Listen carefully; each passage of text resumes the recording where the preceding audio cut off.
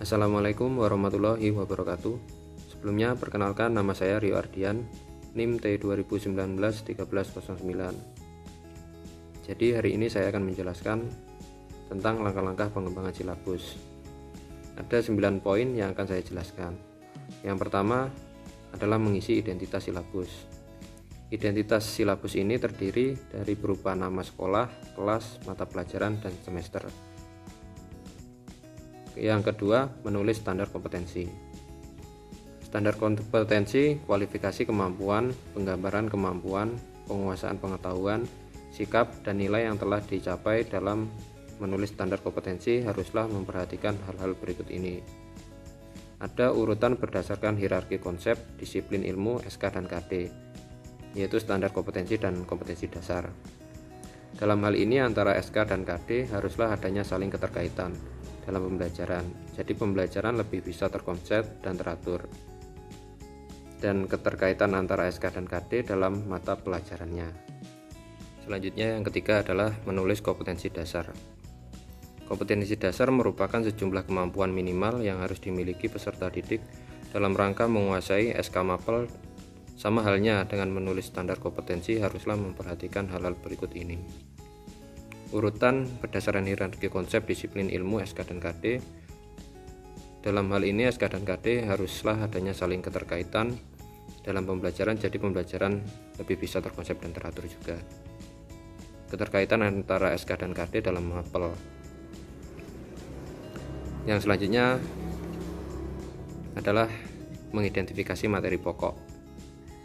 Dalam mengidentifikasi materi pokok harus memperhatikan beberapa hal yaitu potensi peserta didik, relevansi dengan karakteristik daerah, tingkat pengembangan fisik, intelektual, emosional, sosial, dan spiritual. Kebermanfaatan bagi peserta didik, struktur keilmuan, aktivitas, kedalaman, dan keluasan materi pembelajaran, relevansi dengan kebutuhan peserta didik, dan tuntunan lingkungan dan alokasi waktu yang sesuai. Yang kelima adalah mengembangkan kegiatan pembelajaran.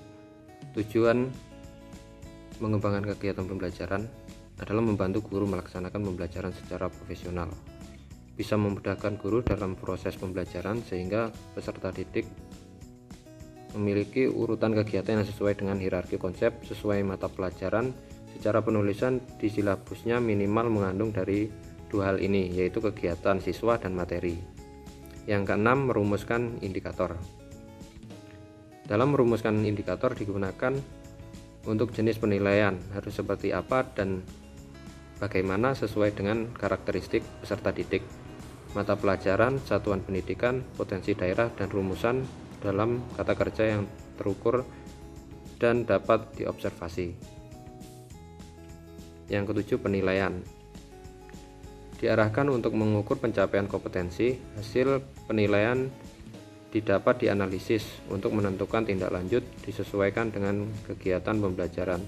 Maksudnya kegiatan tentang materi pembelajaran, soalnya itu jangan sampai jauh berbeda dengan materi yang sudah dipelajari oleh siswa. Dan yang kedelapan, menentukan alokasi waktu. Itu jelas disesuaikan dengan jumlah pembelajaran per minggu, seperti minggu efektif. Jika dalam satu minggu terdapat minimal 3 hari efektif, maka akan dihitung sebagai satu minggu efektif. Sebaliknya, jika dalam satu minggu kurang dari 3 hari efektif, tidak akan dihitung sebagai minggu efektif. Dan yang terakhir, poin ke-9, menentukan sumber belajar. Sumber belajar ini dapat berupa dari mana saja, dan segala sesuatu yang diperlukan dalam kegiatan pembelajaran yang dapat berupa buku teks, media cetak, media elektronik, narasumber, lingkungan, dan lain sebagainya.